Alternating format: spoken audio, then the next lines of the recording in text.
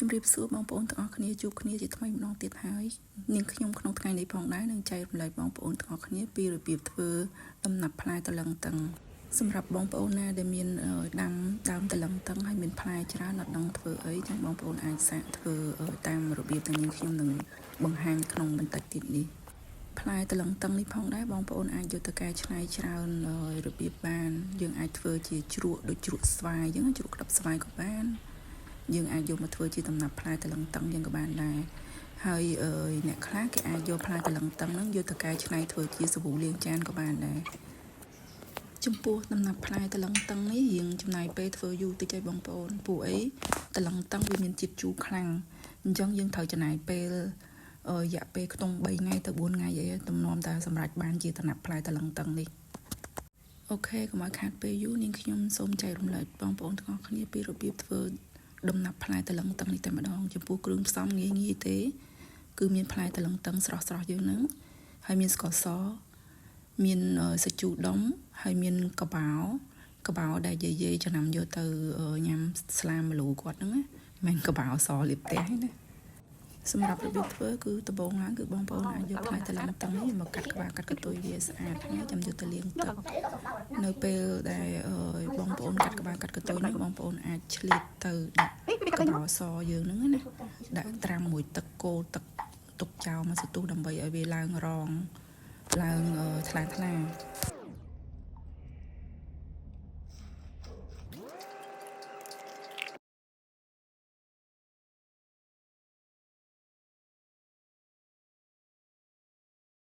បន្ទាប់ពីបងប្អូនចិត្តក្បាលចិត្តកន្ទុយផ្លែតលឹងតឹងនេះរួចរាល់ហើយគឺបងប្អូនអាចយកទៅលាងទឹកជាមួយទឹកធម្មតាបាននៅពេលដែលយើងលាងទឹកហើយយើងអាចដាក់កញ្ឆែងសម្រស់ទឹកវាឲ្យស្ងួតបន្តិចចាំយើងយកទៅដាក់ត្រាំជាមួយទឹកកបោដែលយើងត្រាំទុកឲ្យរងមុនហ្នឹងណាទឹកកបោហ្នឹងគឺបងប្អូនអាចសម្រិតយកតែទឹកថ្លាវាហើយយកមកលាយទឹកធម្មតាដើម្បីដាក់មកលិចជាមួយផ្លែតលឹងតឹងហ្នឹងដាក់ត្រាំវាចោលរយៈពេលមួយយប់ឬ24ម៉ោងនេះផ្លែតលឹងតឹងនាងខ្ញុំដែលត្រាំរយៈពេលគ្រប់ចំនួន24ម៉ោងហើយយើងបងប្អូនអាចឃើញពណ៌វាយើងស្លោកណានៅពេលដែលគ្រប់ចំនួន24ម៉ោងហើយគឺយើងអាចស្រង់វាដាក់កញ្ឆែងលាងទឹកចេញមកទឹកពីទឹកដើម្បីយកទៅត្រាំជាមួយនឹងទឹកសាជូរម្ដងសម្រាប់ដំណាក់កាលបន្តទៀតហ្នឹងគឺដំណាក់កាលយកទឹកសធម្មតាហ្នឹងហើយយកដុំសាជូរដែលយើងបានត្រៀមទុកហ្នឹងយកមកកូរឲ្យវារលាយចូលគ្នាសម្រាប់ដុំសាជូរហ្នឹងគឺយើងអត់បានកំណត់ថាគួរតែយកប៉ុណ្ណាទេយើងអាចយកដុំសាជូរហ្នឹងយកមកកូរជាមួយទឹកធម្មតាមើលកូរតើវារលាយបន្តិចហើយទឹកហ្នឹងរៀងស្អិតដៃទៅពេលយើងកូរទៅមើលទៅយើងមានអារម្មណ៍ថាទឹកហ្នឹងវាអត់ដូចជាទឹកពីមុនទេមើលតើវាលាយបន្តិចហើយចាំយើងដកដុំសាជូរហ្នឹងចេញមក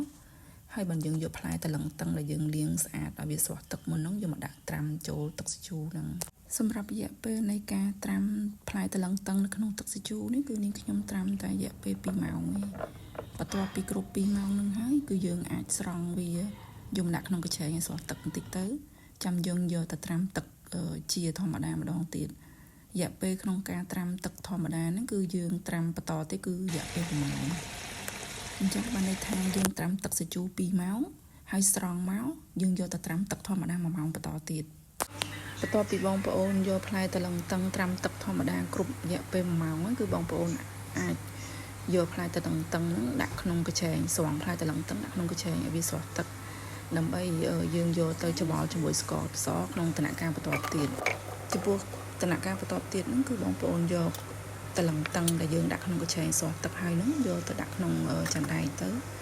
ហើយយកស្ករសដែលយើងបានត្រៀមទុកហ្នឹងស្ករសគឺ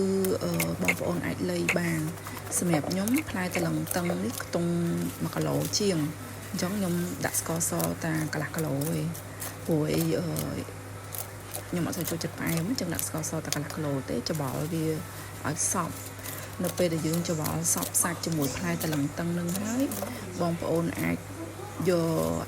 ស្កុតថ្លាដែលសម្រាប់យើងរុំម្ហូបហ្នឹងណាយកមករុំឲ្យជិត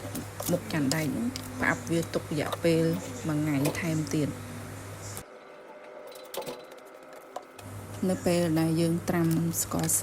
ជាមួយនឹងតលឹងតឹងយើងគ្រប់រយៈពេល1ថ្ងៃហើយគឺយើងអាច ស្រង់តឡងតឹងយើងដាក់ក្នុងកញ្ច្រែងម្លែកមកនៅពេលហ្នឹងគឺបងប្អូនឃើញទឹកច្រើនហ្នឹងបានន័យថាវាលាយស្ករសហើយនៅវាចេញទឹកពីផ្លែតឡងតឹងយើងមកហើយបានយើងឃើញទឹកច្រើនអញ្ចឹងប៉ុន្តែទឹកហ្នឹងយើងមិនមែនចោលទេណាបងប្អូនទឹកហ្នឹងគឺយើងយកទៅកំឡោចវានៅក្នុងខ្ទះក៏បានឆ្នាំងក៏បានដែរដូចបងប្អូនឃើញក្នុងវីដេអូនេះចឹងផ្លែតឡងតឹងដែលយើងស្រង់ចេញពីស្ករសមកឃើញខ្លះវាជាវជ្រួញបានន័យថាវាចេញជាតិជូរពីតឡងតឹងហើយវាចូល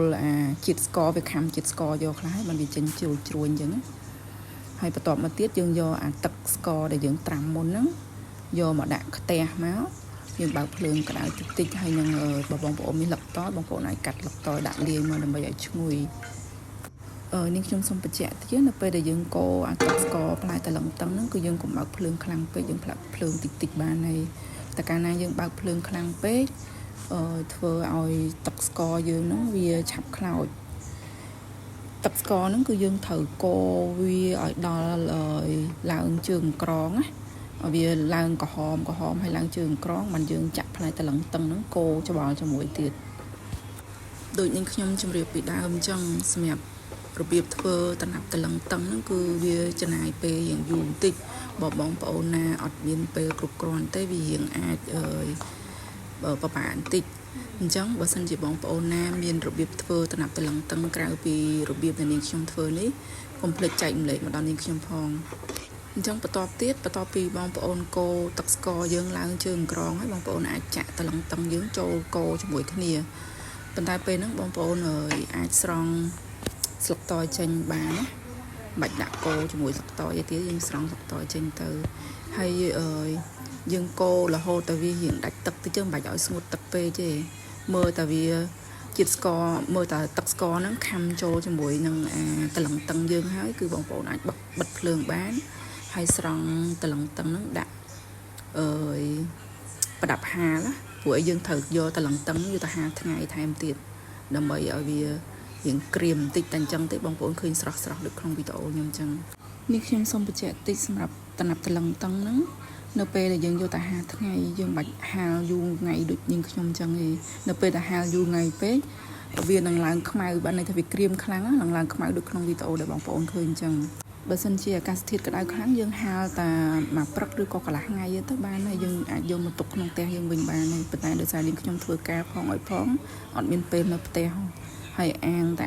ឧបករណ៍ហាលរបស់ខ្ញុំហ្នឹងវាមានស្បៃមានអីគ្របជាងហាលគ្នាទុកចោលរហូតដល់ត្រឡប់មកធ្វើការវិញមិនបានយកទុកសម្រាប់វីដេអូចែករំលែករបស់នាងខ្ញុំគឺមានតែប៉ុណ្្នឹងទេហើយនាងខ្ញុំសូមអរគុណសម្រាប់ការចំណាយពេលទស្សនានៅវីដេអូនៃការចែករំលែករបស់នាងខ្ញុំមួយនេះបើសិនជាបងប្អូនពេញចិត្តបងប្អូនអាចសាកធ្វើតាមរបៀបដែលនាងខ្ញុំចែករំលែកនេះបានហើយបើសិនជាបងប្អូនណាដែលមានរបៀបធ្វើក្រៅពីរបៀបនេះកុំភ្លេចចែករំលែកមកដល់នឹងខ្ញុំវិញផងសូមអរគុណសូមជម្រាបលា